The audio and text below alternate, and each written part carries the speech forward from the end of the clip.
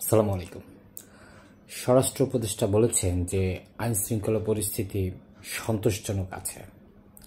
উনি আমাদের সঙ্গে, জনগণের সঙ্গে ফাজলামো করছেন, যেখানে প্রকাশ্যে একের পর এক ঘটনা ঘটছে, তার নিয়ন্ত্রণের মধ্যে কিছু নেই, সারা দেশে ঘটছে, শুধু রাজনীতিতে তা নয়।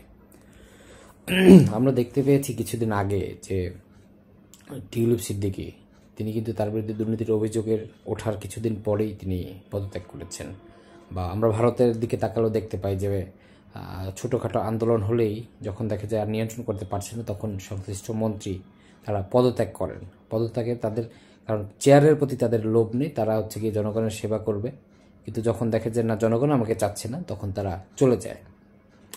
আর এই যে অন্তর্বর্তীকালীন সরকার, এদের তো সরাসরি জনগণ জাস্ট হাতে নিয়ে বসিয়ে দিয়েছে, তাদেরকে ভোট দিয়েও বসায় নেই, বা তারা কোনো মেয়াদেও নেই যে আমি 5 বছরের পর্যন্ত তো আমার দল ক্ষমতায় আছে, আমি যা খুশি তাই করতে পারি, আমি নির্লজ্জের মতো বসে থাকব।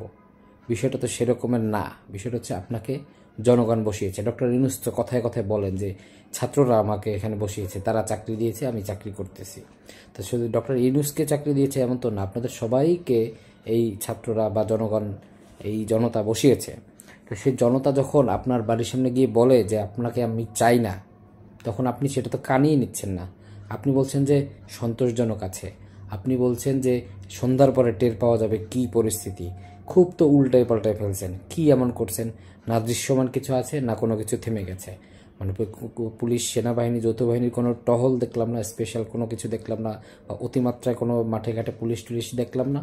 আবার হচ্ছে কি চুরি ছিনতাই, ডাকাতি, এগুলো যে থেমে গেছে, কমে গেছে, তাও তো না। সেই মোহাম্মদপুর যা ঘটছিল তাই, মানে সবখানে যে রকমটা ছিল সেরকমই আছে। তাহলে মানে এই যে চেয়ার আঁকড়ে ধরার যে কালচার, যেটা আমরা রাজনৈতিক মন্ত্রীদের মধ্যে দেখি, আওয়ামী লীগ বিএনপি সব জায়গায় দেখেছি যে এই চেয়ার আমি ছাড়বো না, হ্যাঁ, কারণ এখানে টাকা আছে, এখানে ক্ষমতা আছে, হ্যাঁ, পাওয়ার, টাকা, এগুলোর কারণে রাজনৈতিক নেতারা তাদের চেয়ার ছাড়তে চায় না। মানুষ যতই অপছন্দ করুক, গালাগালি চিল্লাচিল্লি করুক না কেন, কিচ্ছু আসে যায় না, তারা এক কান দিয়ে ঢুকে আর এক কান দিয়ে বের করে দেয়। কিন্তু আপনারা তো ভাই সেরকমের না। আপনারা আসছেন জনগণের সেবা করতে। কি জনগণ তাদের নিজেদের সেবা করার জন্য আপনাদেরকে বসিয়েছে। আপনারা কিছুদিন সেবা করে, কিছু সংস্কার করে, তারপর হচ্ছে একটা নির্বাচন দিয়ে চলে যাবেন। তো তার মধ্যে যদি আপনাদের সামাল দেওয়া কষ্ট হয় কিছু কিছু বিষয়, এবং সেই মানে প্রেক্ষাপটে যদি জনগণ বলে যে ভাই আপনাকে আমার দরকার নেই, আপনি চেয়ারটা ছেড়ে চলে যান, তাহলে আপনি তো চলে যাবেন। কারণ আপনার যে নিশ্চয়ই যোগ্য কোনো মানুষ আছে যিনি এই চেয়ারটাকে ভালোভাবে সামাল দিতে পারবেন, যিনি পরিস্থিতিটা নিয়ন্ত্রণ করতে পারবেন। তো সেই জায়গা থেকে মানে আপনাকে কেন নির্লজ্জ হয়ে মন্ত্রীর পদে থাকতে হবে? মানে কে বলেছে? আপনাকে জনগণ বসিয়েছে, এখন জনগণ চাচ্ছে আপনি থাকবেন না, চলে যাবেন। তো সেখানে তো জোর করে বসে থাকার, উল্টাপাল্টা কথা বলার, এই আওয়ামী লীগের মন্ত্রীদের মতো, সেগুলো তো ভাই জনগণ মোটেও সহ্য করবে না। আওয়ামী লীগকে, এত বড় একটা রাজনৈতিক দল, 17টা বছর ক্ষমতা ছিল, তাদেরকেই সহ্য করতে করেনি, জনগণ রাস্তায় নেমে গেছে।